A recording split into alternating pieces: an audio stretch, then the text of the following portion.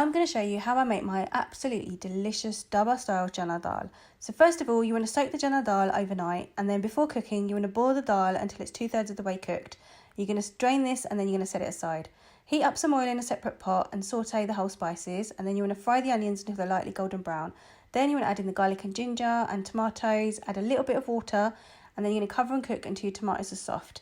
Remove the tomato skin and mash up the tomatoes and cook until the onions and tomatoes are nice and mushy.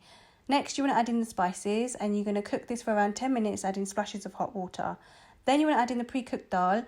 You're going to add in some water, and you're going to cover and cook for around 10 to 15 minutes until the dal is fully cooked and the water's dried up. Next, you want to make tadka, so in some hot oil, you want to add in some cumin seeds and some green chilies. You're going to fry these off and pour it over the Channa Daal. Finally, you're going to garnish it with some garam masala and some chopped coriander. And honestly, it is so good, full of flavour and absolutely delicious. Serve it with some rotis, chutney and some salad. Enjoy!